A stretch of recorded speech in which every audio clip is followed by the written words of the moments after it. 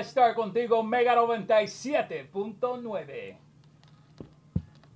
Hey guys, what's up? This is JI Starr, Boricua de New York, de Mega 97.9 here, WSKQ in New York City. I've got two fantastic guests with me, and they're doing something very noble, something very inspirational. It's called Roxy Dare to Be.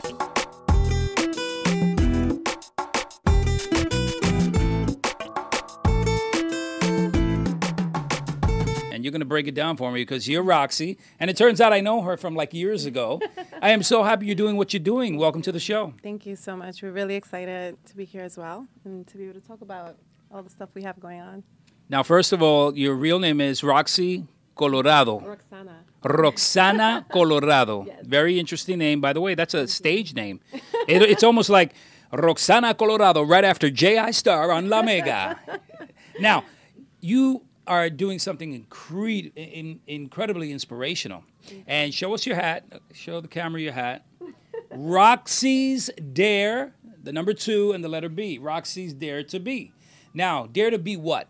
Dare to be selfless, caring, and inspirational. That is awesome. And you know what? Before we continue this, so I'm not rude, what is your name? Jeanette Mercedes. So, Jeanette Mercedes, you work in collaboration with Dare to Be? That's correct. I work at St. John's Bread and Life. Okay, so Bread and Life obviously is a nonprofit organization that's working with Dare to Be.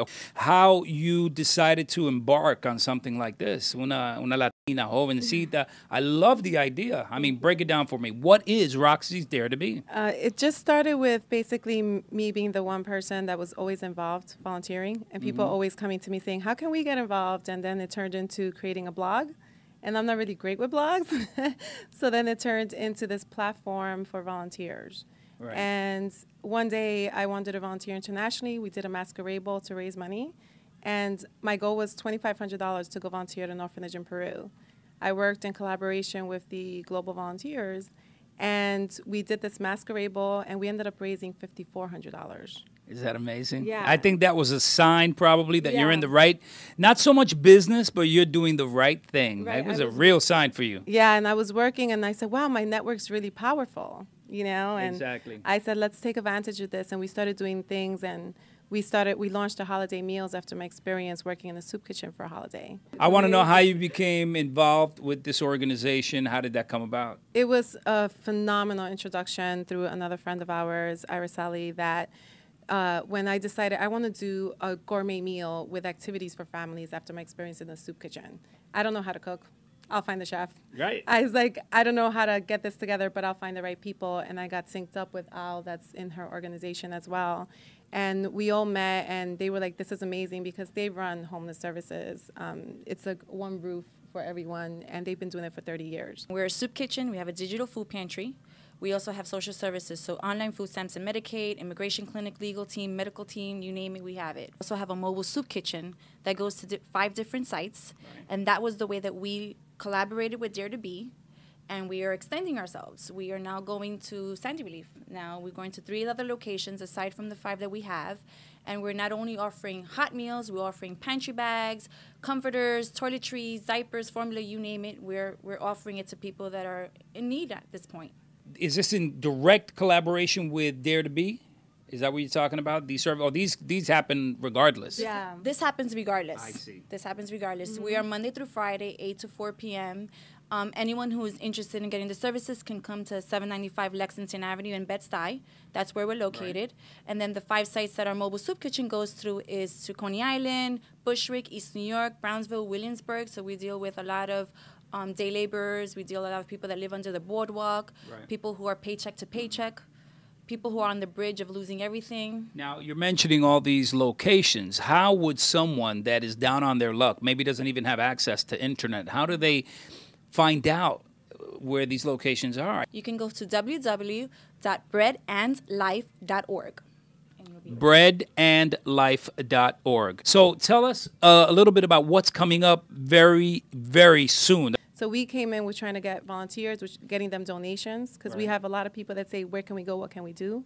And we help them make it sense, where we could say, okay, this is what they really need. You're like a one-stop shop, which is really important because a lot of people do want to help and they don't know how. Exactly. They might call a 1-800 number and half the time they wonder, is this going to end up in the right hands? Exactly. So this is beautiful. The special thing we have right now is the holiday meals are now being expanded. We were already expanding them. We partnered up with, in the Bronx, with Help USA Shelters and the Boys and Girls Club to be able to extend that initiative. And now what's really exciting is that while we were out there in these locations, the epicenter of where Sandy happened, we started noticing this need and this desperation. And the children, they were just like, they look so scared and so confused. JI focuses on making sure that we get to the places where there's little or zero community support. An average Joe off the street, how can he help besides sending in $10 or something? Well, how can he help? Because I keep hearing volunteers.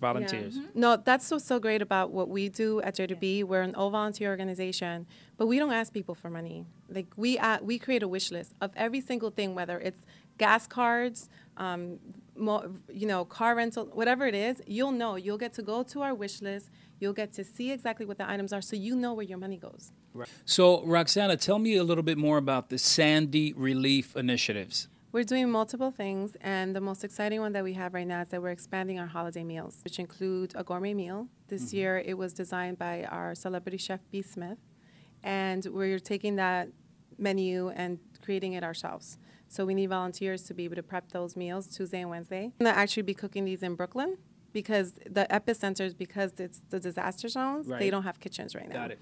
So what we're doing is that we're going to be shipping the food. We're warming everything up Thursday and then shipping it out to the locations. We're going to be in the middle of Staten Island. We're going to be in Midland, right in Midland Beach on 164 Midland.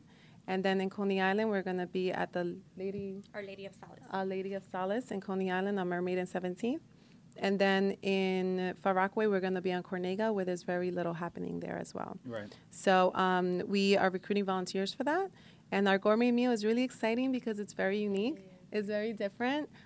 We provide a hostess that greets everyone. Right. A waiter like service. A restaurant. Exactly, a whole restaurant experience. And people get to sit down and be served. Sure. And then there's activities for the kids. That's extremely important for the psyche of a person that's lost everything. So it's not like just getting a meal. Not only that, but the ambiance of a restaurant practically with a hostess and a waiter and so on. Everyone, it's the dignity of people. And people, whether you lost it or, you still have dignity. And so you have the right to be served as that.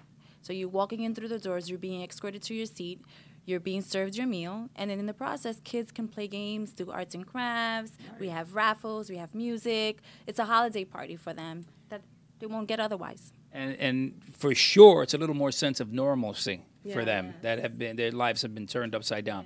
So we spoke about a lot of things, and we do want our viewers on En La Escena to go get more information so they can become a volunteer. So where are they going? Yeah, to get involved for anything, you could go to roxysJI2B.com. And basically, we guide you towards Bread and Life. For example, right now, they need volunteers as well. They need resources, and we provide a full list. They update us all the time, so then we could update the people that want to get involved. Extremely challenging times for us in New York City. We've never expected it. I think we've been coddled for a very long time, and it's something that third world countries have had to deal with a pretty regular basis. Exactly. So now it hit us like, and maybe we'll be more prepared. But here is an organization that's actually making moves. That's not saying we should help or maybe someone should do something. She just got up, rolled up her sleeves, got help from an established organization, and made things happen. So let's do our part, become a volunteer, and that's the way I think we can really take this really a long way. I thank you. I'm really happy that I got to meet you again. I know. Because now that I see you, I'm like, I know this woman. I don't know from where, but you're doing beautiful things. Thanks, Una causa noble, como se dice en español. And we're very proud of what you're doing. So I'm JI Starr, el Boricua de New York, along with Roxana or Roxanne. No, Roxana. Roxana Colarado and Jeanette Mercedes. from the St. John's. Bread and Life. Guys, thank you for viewing, and let's make a move. It's our turn now.